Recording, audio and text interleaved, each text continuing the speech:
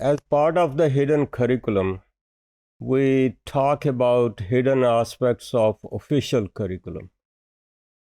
When we say official curriculum, it reflects the policies of the, let's say, leaders, policies of the government.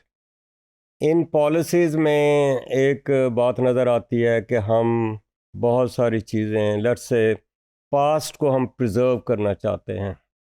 तो बल्कि Bertrand Russell ने तो सीधी सीधी बात कर दी कि the wish to preserve the past rather than the hope to creating the future dominates the minds of those who control the teaching of the young. अब teaching of the young, देखो इसमें implied चीज़ है कि they are trying to control the minds of the people.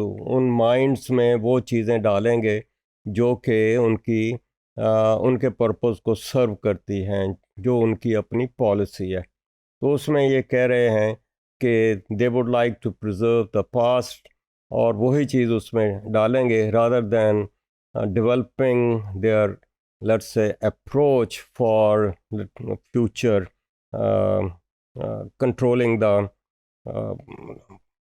future dominates the minds of those who control the teaching of the young. तो hidden curriculum को अक्सर हम कंसिडर करते हैं कि it is, let's say, opposite to the official curriculum. यानी officially तो हम देखते हैं एक कहानी लिख कर हम बच्चों को पढ़ाना चाहते हैं। तो हिडन क्या चीज़ है उसमें? हिडन ये है कि उस कहानी के थ्रू हम मैसेज क्या देना चाहते हैं।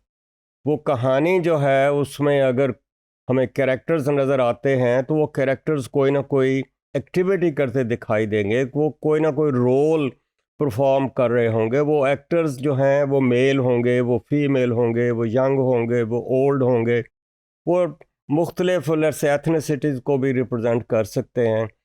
तो ये कैरेक्टर्स जो हैं, जब स्टोरी हम कोई उसमें दिखा रहे हैं तो उसके अंदर कोई ना कोई मैसेज दिया जा रहा है, कोई चीज़ लेटर से प्रीच की जा रही है, कोई प्रोपेगेट की जा रही है, कोई वैल्यूज़ इनकलकेट करने की कोशिश की जा रही है। ये तो एक चीज़ है।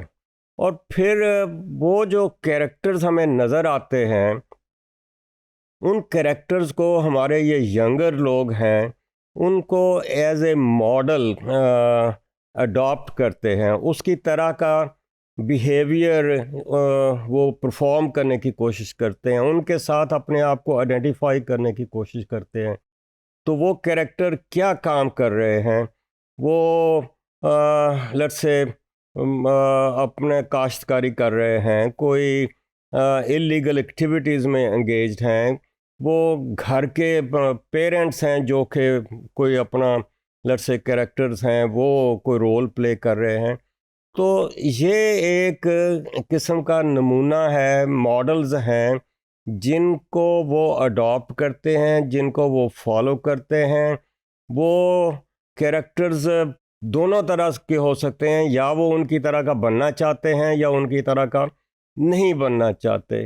वो हमारी कॉन्सेप्ट पुरानी जो है कि ये कैरेक्टर्स हैं, they look like reference groups, reference individuals. जब रेफरेंस की बात कर रहे हैं तो वो पॉजिटिव भी हो सकता है, नेगेटिव भी हो सकता है। उसकी तरह का हम बनना चाहते हैं या उसकी तरह का नहीं बनना चाहते। तो हम ये समझते हैं कि जो official message, let's say, lessons दिए जा रहे हैं, उसके पीछे बहुत सारी छुपी हुई चीज़ें नज़र आती हैं, और वो कोई देखता है, कोई नहीं देखता।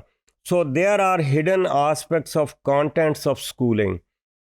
कंटेंट्स ऑफ स्कूलिंग मीन्स के हम जो भी बच्चों को बता रहे हैं, जो भी उनको पढ़ा रहे हैं, उसके पीछे कोई ना कोई चीज़ हिडन है। उनका हम कैरेक्टर किस किस्म का डेवलप करना चाहते हैं, उस किस्म की हम उनको कहानी लट से पेश कर रहे हैं, या उस किस्म का हम सबक जो है उनके सामने पेश कर रहे हैं। So the word of reading schemes in use in school contains messages. The messages reflect the views of the writers and and the policies of the government. So ये messages क्या हैं? So look at the messages about gender roles. हम इन कहानियों में अगर gender roles की बात करें तो मेल हैं और फीमेल हैं. मेल क्या रोल प्ले कर रहे हैं, फीमेल्स क्या रोल प्ले कर रही हैं.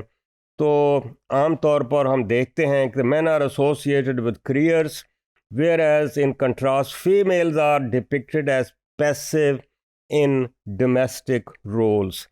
तो बच्चे जो हैं उनकी एक तरह से सोशलाइजेशन हो रही है, और ये सोशलाइजेशन में ये सारे कैरेक्टर जो हैं वो उनके रोल मॉडल्स बन सकते हैं.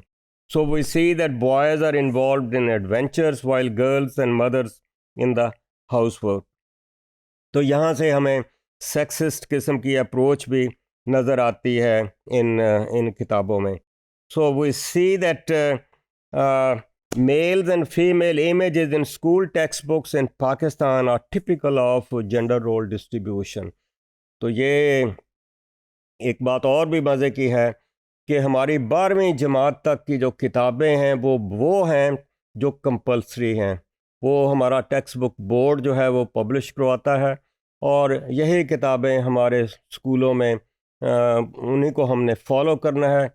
उन किताबों में जेंडर रोल्स कैसे लेट्स से पोर्ट्रे किए गए हैं.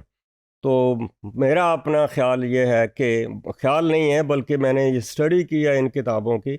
उन किताबों में हमें नज़र आता है एक एज ग्रुप नज़र आता है, फिर यंग जो हैं मेल हैं वो एक ख़ास किस्म की एक्टिविटीज़ नज़र आते हैं, फ़ीमेल पैसिव किस्म की एक्टिविटीज़ नज़र आती हैं, करते नज़र आती हैं. बल्कि मैंने ये भी देखा है कि इन किताबों में अगर एज को देखें तो जो औरतें हैं फीमेल्स हैं वो या तो छोटी छोटी बच्चियां नज़र आती हैं या बड़ी औरतें नज़र आती हैं. हमें यंग जो गर्ल्स हैं वो करियर्स में हमें नज़र नहीं आती. तो अगर हम लेट्स से 9वीं 10वीं की लड़कियां जो स्कूलों में यही चीज़ें पढ़ती हैं, अगर उन्होंने अपने रोल मॉडल्स वहाँ से पिकअप करने हैं तो where would they find these are missing. So ये एक इम्पॉर्टेंट चीज़ है जो हम अपना देखते हैं. So one important aspect of this books is that the young female characters are invisible in these textbooks. This is a finding of the study of the textbooks, let's say in Pakistan. So textbooks, dramas, essays are one of the important sources of role models. ये मैंने जैसे पहले बात की है. तो इनमें हमें वो रोल मॉडल दिखाए जाते हैं जो कि हम चाहते हैं कि बच्चे इस किस्म के रोल्स को अडॉप्ट करें. तो अगर हमें चेंज चाहिए तो maybe we don't have to be very let's say traditional kind of thing.